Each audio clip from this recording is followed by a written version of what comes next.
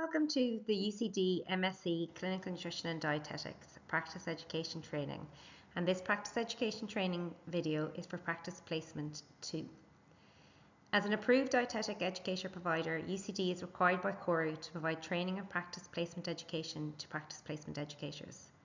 This resource is aimed at all CORU registered dietitians in clinical settings who train and assess UCD student dietitians in Practice Placement 2. Regardless of their level of training experience. If you are new to taking dietetic students from UCD, I would highly recommend that you firstly watch the short introductory video on practice placements in UCD, which will give you context on practice placement education in UCD, as it covers the UCD practice education team and contact details, the academic and placement structure of the UCD Masters in Clinical Nutrition and Dietetics, the essential role that experiential learning provided by practice placement has in enabling student dietitians acquire CORU-defined standards of proficiency, and UCD supports and how to access them, e.g. practice tutors and the practice education handbook.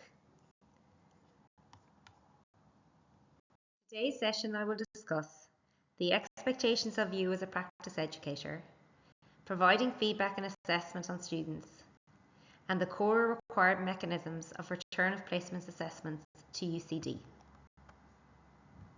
This recording should be used in accordance with the Practice Placement Handbook, as it provides significant detail on the responsibilities and practicalities of placement, before it, during it and after it, for you, the practice educator or practice coordinator, the student, the tutor and UCD. It is available on the Practice Education website in the Practice Educator resources. The link for this page is available on the first slide of this teaching session. Broadly speaking, the responsibility of practice educators are to provide orientation or induction to the students, to teach and supervise the students, to provide feedback to the students to improve their performance, and to assess competence of the students. We will work through these in the following slides. Considering induction and orientation. It is for the site to decide how to orientate or induct each student into their placement site and who it is done by. Providing the right induction can significantly influence how a student views placement and how they perform practice education within placement. If a student feels comfortable and adequately equipped with the information they require, they are far more likely to succeed. Conversely, if a student feels unwelcome or ill-informed, they may become more nervous or defensive, which may be of detriment to both them as a learner and to the associated staff supporting them. Examples of orientation are provided within the table on this slide, but these should be adapted according to the placement site provider. And you may have within your guidelines specific items which each student needs to be orientated to that are specific to your placement site. Things you should consider though are local policies and procedure, any requirements the students need to fill, what are the expectations and communication needs to the students, any systems and access requirements, so do they have a key fob, an ID, a meet and greet to both the manager and the practice educators within the practice placement site, and the timetable of what the placement will look like. It is always possible to write on the timetable that it is open to adjustment, but at least providing the student with some expectation of what their weeks will look like will be really, really helpful to the students. With respect to timetabling, you may know that as part of UCD practice placements, for most of the Fridays, students will return to UCD for case tutorials, peer supervision, peer learning, problem-based learning, and this will be timetabled within the timetable that you provide to them. The Fridays that are the Fridays that the students are required to be within UCD for this year will be located on the Practice Placement Educator website under Friday tutorial timetable. For weeks of bank holidays, orientation or consolidation, the students will remain on the placement site as is best for their learning. With regards to timetabling, students should expect that at the beginning of the week they will review their learning objectives with their placement educator, and the placement educator should be aware of this as well. Feedback on the learning objectives should be given at the end of each week so that students can set new learning objectives for the following week based on their performance. It is really important to provide relevant, timely and actionable feedback so it's meaningful for the creation of learning objectives, and so a meaningful assessment of performance can be done by both the practice educators and by the students. In the event that student has multiple educators, just communication between the educators needs to occur and with the student as to what they should expect with regards to discussing their learning objectives and providing a feedback. Otherwise it becomes very confusing for the student and a barrier to student learning. Optimise placement, organisation and planning include. So getting student information prior to their arrival to help guide your planning activities. At this stage, by the time you're viewing this session, your placement site coordinator or manager should have received information about the students that are coming to you. Also within the placement handbook, it includes the level and year and course, as well as this being covered in the introductory placement video available on the website. Have a structured timetable in place. So well organised placements of clearly defined supervision and independent practice sessions, caseload allocation, learning objectives and clear strategy for feedback. And it should be noted that we as practice tutors are here to support you in development of these. Also, all the forms that the students have to complete as part of practice placement are set up so they support learning objectives and attainment of learning objectives. So there's clear guidance there even within completion of the forms themselves. Ensure a mutual understanding of assessment criteria. Ensure you have identified success criteria for tasks. Demonstrate or summarise these for the students so they understand what constitutes good performance. And really referring to the placement assessment form will be the key here in defining what good performance is. Revisit learning objectives frequently during placement. So in completion of the form BC, students will be completing learning objectives at the beginning of the week. You will be reviewing them as practice educators, and then feedback will be provided on them at the end of the week, as well as any unexpected items that have turned up. And then lastly, give regular explicit feedback. This is key to managing an underperforming or challenging student. Student coordinator plays a key role in the practice education team and will be a valuable resource to you in support of practice placement education and the training of students. They are the key link between UCD and the Dietetics department. They coordinate timetabling and consolidation. They coordinate midway and final assessments.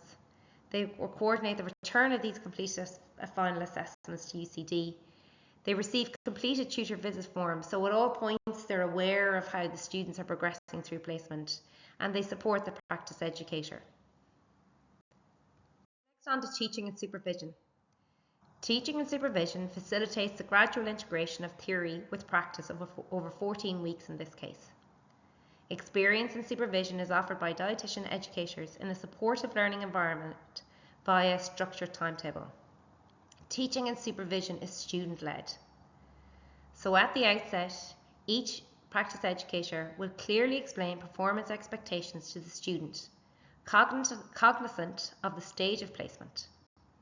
Expectations from week 1 to 7 will be different to those from week 7 to 14. Each practice educator should be aware of the reducing need of any student to shadow observe as time passes with you. So at the beginning of the placement or the beginning of a new area, there may be some time spent in observation mode.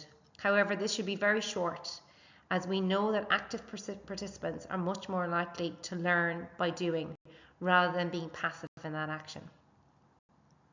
There should be local procedures in place and arrangements made in the event of the absence of a PE, and a clear indication of who will assume the teaching role in their absence. In order to be an effective clinical teacher, the following applies. So first of all, you should scaffold learning. So it's important to provide bite-sized pieces of learning so that the students can build on this to the end point. You provide appropriate challenges for student ability.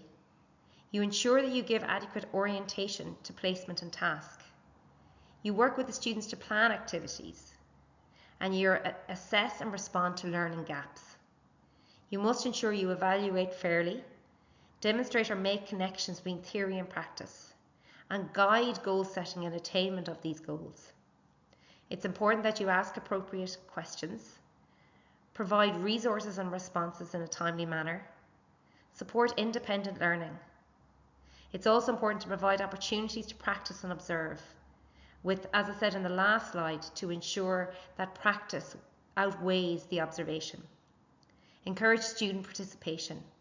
Explain your techniques as you're doing them. Ensure to keep teaching relevant and make it explicit about the learning taking place. Monitor the students' progress, and your forums will help you to do this. Ensure that learning materials are accessible, adapt to different learning needs, and allow for mistakes. Identify learners' performance problems.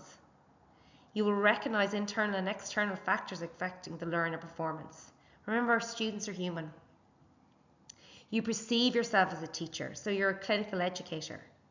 You provide opportunities for students to present knowledge and to learn, and you provide patient-centred opportunities as well. What do we mean when we say student-led? So it's really important to remember that teaching is not required to be based on speciality, but based on the student's attainment of the competencies as identified in the placement assessment form in terms of knowledge, skills and professional performance. It should be led by the students in that they will identify specific learning objectives that they would like to achieve over a defined period of time while they are with you. These will be presented to you by the student in their Form B. An example of the front of the form is summarised in the slide below. The learning objectives are benchmarked against CORU's SOPs and mapped directly to the assessment forms, which I will cover soon. You are asked to provide teaching and learning opportunities that will facilitate the student to achieve their learning outcomes, or to negotiate alternative learning outcomes in the event that teaching will not address the student's learning objectives at this time.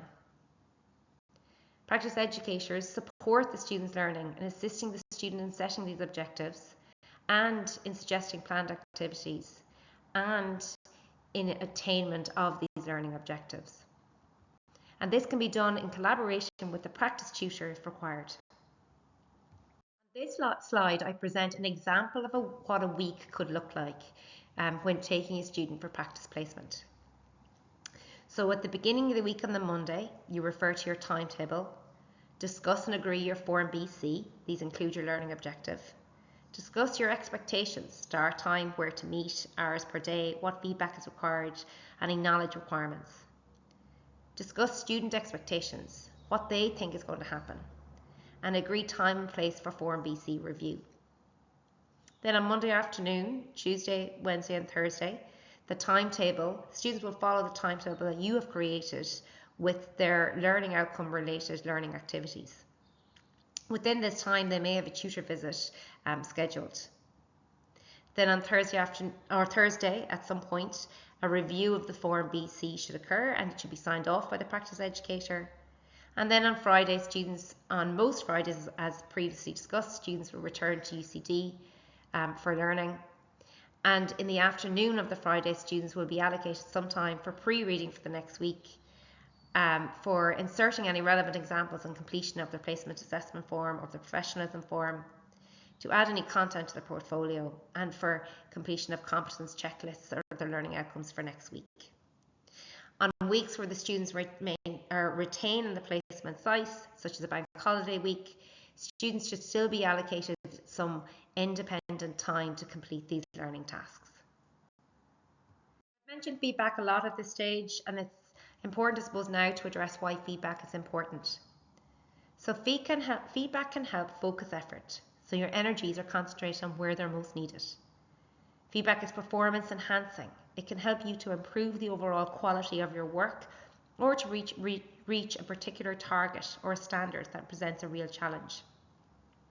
Feedback is motivational. It's reassuring to know that you're doing okay and great to have a pat on the back when you've done really well. And if you're in danger of falling behind, feedback can be a spur to taking prompt action. so you can understand why feedback is really important for student learning.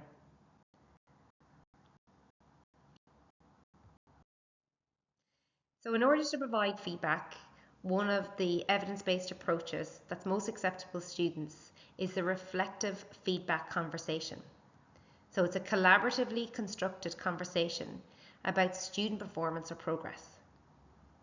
The key to making complimentary feedback or positive reinforcement and corrective feedback or constructive feedback is to ensure that you describe relevant, observable behaviours. It should ensure that it is not personality driven or related to personality or personal traits.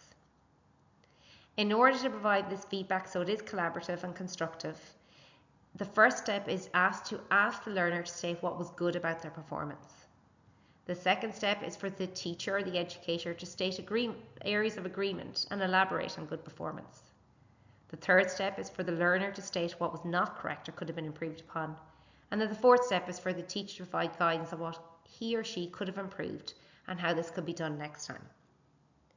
If you have 2 students with you, this process is just as implementable and actually can be really valuable to a student's learning for both students. So step 1 might be that you ask the student to perform the task, what was good about it. Step 2 might be that you ask the student who observed what was good about it. And step 3 would be the educator. Step 4 would be asking the learner what could have been improved upon. Step 5, asking the peer what could be improved upon. And step 6, the educator providing further guidance and clarity on what could be improved upon. So in order to improve our provision of feedback, here are some tips. Firstly, be clear about what you were giving feedback on and link this to the learner's overall professional development and or their learning outcomes. Give feedback as soon as possible after the event. Focus on the positive, yet includes area for improvement. Think of 3 stars and a wish, 3 things they did well and 1 wish of how they could improve. Feedback needs to be given privately whenever possible, especially negative feedback. Feedback needs to be part of the overall communication process and developmental dialogue. Use skills such as rapport or mirroring, developing respect and trust with the learner. Feedback is much more likely to be successful if these skills are implemented. Stay in the here and now. Don't bring up old concerns or previous mistakes, unless this is to highlight a pattern of behaviours. Focus on behaviours that can be changed, not personality traits. Talk about and describe specific behaviours. Give examples where possible, and do not evaluate or assume motives. Use I and give your experience of the behaviour. For example, when you said such and such, I thought you meant, or I thought you were agreeing with. When giving negative feedback, suggest alternative behaviours. Remember, feedback is for the recipient, not for the giver. Be sensitive to the impact of your message. Consider the content of the message, the process of giving feedback, and the congruence between your verbal and non-verbal messages. Encourage reflection. This will involve posing open questions such as, did it go as planned? If not, why not? If you were doing it again, would you do the same thing? Or would you do something differently? Why would you do something differently? How would you do it differently? What did you learn from this session? Remember not to overload. Identify 2 or 3 key messages that you summarize at the end. And I would say as well, clarify at the end that the learner knows what the feedback is. Ask the learner to report back the feedback you have just given to them in their own words. Some barriers to effective feedback are fear of upsetting the trainee or damaging the student-practice educator relationship, fear of doing more harm than good, the trainee being resistant or defensive when receiving criticism. Poor handling of a reaction to negative feedback can result in feedback being disregarded thereafter. Feedback being too general and not related to specific facts or observations. Feedback not giving guidance on how to rectify the behaviour. Inconsistent feedback from multiple sources. And lack of respect for the source of feedback. Remember, if you're struggling at all to give feedback, it might be worth contacting your practice tutor to help discuss how you might best give the feedback. Form BC is a method that we use that the student leads to gather feedback specific to their learning outcomes that they set at the beginning of the week and is completed at the end of the week. Students will self-identify and reflect what went well, areas for improvement, and any challenges that arose. The PE or the practice educator will insert their feedback below the student's evidence as shown in the next slide. The practice educator will insert their feedback below the student's evidence as previously described. The practice educators should provide regular, structured teaching supervision and actionable feedback on this Form BC, previously known as the 5-minute feedback form. On the additional page to this feedback form, there is Form C. Form C helps the students to log the patient types that they have seen throughout that week. There's a really good video on Form BC located on the Practice Educator resources that I suggest that you watch given the frequency that this form will require to be completed. Next, to consider assessing learning and defining competence. So the benchmark assessment of competence is not the same as the standard of practice against which entry-level dietitians or those in the register are measured. Competence reflects the minimum threshold standards, minimum knowledge and minimum skills deemed necessary to enter practice and to ensure safe practice. It's what the student must know, must understand and must be able to do at the time they apply to join the register. It ensures that graduates are fit to practice. Students' competence is assessed using the placement assessment form. In the placement assessment form, which is completed midway and at the end of placement, students are assessed against a range of different competencies which demonstrate safe practice. The student must enter 2 to 3 examples of evidence which demonstrates safe practice and achievement of the competencies. And it is up to the educator to review the evidence provided, review their time that they have spent with them, and determine whether the student is competent for stage of training. Competency will differ in weeks 1 to 7 in comparison to weeks 7 to 14. Students complete 2 placement assessment forms and 2 professionalism forms. The professionalism forms being specific to the professional competencies that the students require for the placement. By the end of the placement, students must be competent against all of the competencies at the end of the 14-week period. Occasionally, and for the midway assessment, all competencies will and may and probably will not be achieved. Therefore, some competencies might be blank and non-applicable can be written or documented in these competencies. By week 14, all competencies should have evidence of their attainment. Assessing competence. So a student can be assessed as competent when they present relevant, adequate and accurate evidence. If a student does not present evidence that you know to be true, you can write that in the comments section of the placement assessment form. A student must achieve competence in specific domains by midway assessment. If they don't achieve competence in these specific domains by midway assessment, concerns about the students being in difficulty may be raised, and they must achieve competence in all domains by week 14 in order to pass the placement.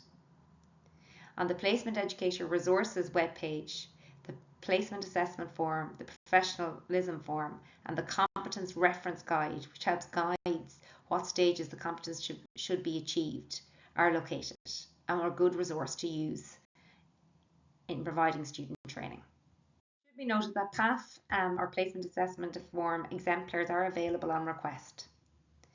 The example here denotes an example of some evidence that's been provided by a student, and an educator has signed this student or this learner as competent against this competency. So the competency relates to calculation nutritional requirements, and the student or the learner has put in 2 examples of attainment of this competency. competency.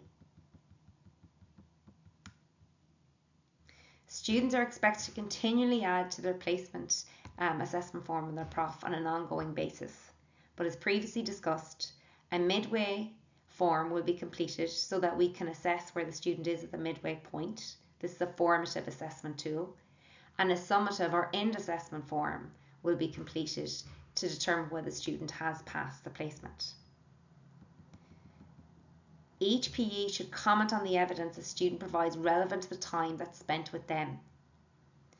And if there's any concerns about the students not attaining a competency, again, speaking with the practice coordinator and the practice tutor are good sources or good soundboards to help guide what the next steps will be in managing that particular student. It's also important to note that for the placement assessment form and for the professionalism forms, 2 signatures or 2 practice educators should sign off on these forms to ensure a valid assessment. It is expected in each of the 2 forms, in the professionalism form, that each student will provide 1 piece of evidence. So that is different to the placement assessment form, in which the students provide 2 to 3 pieces of evidence to support the attainment of a competency. In the professionalism form, the student provides 1 piece of evidence to demonstrate attainment of the competency. In the professionalism form, a student must be assessed as yes in all domains in each of the 2 forms in order to pass placement. And again, professionalism form exemplars are available on request. Not every educator will be asked to complete a professionalism form, but most educators will be involved in completing a placement assessment form. Your practice coordinator will be able to discuss with you the process of completion of the forms and sign off for the student. As stated previously, 2 educators must sign the forms, and then the forms are returned to the university, or the summative placement assessment form is returned to the university to dietetics.admin@ucd.ie through the placement placement coordinator. The forms have to come from the placement educator in order to meet academic standards, and they cannot come back from the students, and they cannot be validated. So they must come back from the practice coordinator or practice educator. Within the practice education handbook, there's a summary guide for all practice educators on what forms that you can be expected to have to review and sign off on, and when the expectations of these forms is required. So that's a really nice summary table of the forms and the process and the timelines, and can be a really good one to pull out of the practice education manual and carry around, or to put on a notice board. A really important topic to discuss is supporting an underperforming or distressed student. So despite orientation, teaching, supervision and feedback, what you might expect in a student that's underperforming or distressed is that they're not seeking or acting on feedback. There's no progress or progression of learning. It requires repeated prompting or reminding. There's poor personal or professional accountability. Sudden changes in behaviour or emotions. Sudden change in performance, motivation, participation. Repeated requests for special considerations. Being unusually demanding of practice educator time, or an inability to communicate clearly. This list is not exhaustive, but can give an indication of what signs you might be looking for with a distressed student or an underperforming student. In order to support an underperforming or distressed student, as soon as practically possible after noticing signs, a minimum of 2 practice educators, one of which should be the student coordinator, should agree and confirm that the student is underperforming or distressed. They should then meet with the student in a private and calm setting, making it clear to the student how much time is available for the meeting. State concerns openly in a non-judgmental way. For example, I'm concerned about you and would like to try and help. Gather the student's account. Being listened to and feeling understood may be enough to resolve some issues. Try to assist the student's identification and articulation of the main issue or issues, and decide together on the most appropriate way forward. This may involve practical support such as deadlines. Advise a UC practice tutor if you've not already done so or if they're not involved. And if appropriate, as per the process identified in the Practice Education Handbook, request and complete the Form K Risk of Failure form. Today's session, I would strongly encourage you to complete the National Teaching and Learning Forum modules on effective feedback in the clinical learning environment and the fundamentals of work-based assessment. The QR code and the link below gives you access to these modules. You will need to sign up to open courses, but this is free, and then you'll be able to access the courses. We have created a video on how to access these courses, and again, this video is available on our website on the Practice Educator Dietitian resources, the link being on the first slide of this teaching session. Our programme has 3 practice tutors employed onto the programme. They are myself, Nicola Dervin, Miss Annalise Shaw and Miss Ruth Charles. And also we employ some sessional tutors throughout the placement to ensure that accurate or adequate support is available. Some of the things that we do during the placement are that we help to ensure the sites have the necessary information, curriculum information and assessment tools, and obviously we use the website to help communicate some of those resources. Providing guidance and support to practice educators and enhancing the environment for student education. Provide training, advice, support and assistance to practice educators in the assessment of students' performance. We can assist practice educators in the completion of student assessment forms if required, and we can facilitate effective communication and working relationships. Also for the students, we support student learning contracts, practice placement objectives. We support and facilitate shared learning experience. We help them we can participate in the supervision of students if required, if a second opinion is required. We can contribute to ongoing feedback to students about their performance, and we can facilitate effective learning within the practice placement setting. So I suppose if you have any concerns during the placements, it's important just to reach out. We're always here. Send us an email. And we can touch base to arrange a call if required, if things need to be discussed over the phone, or if we need to arrange a meeting to meet you. So thank you for listening today. That concludes this session. I suppose if you have any immediate queries, please feel free to contact us on mscdietetics@ucd.ie. No query is too small or too big. Please get in touch and we'll hopefully help to answer your query and guide you in the right direction. I hope you enjoy teaching and educating the students, and we look forward to working with you.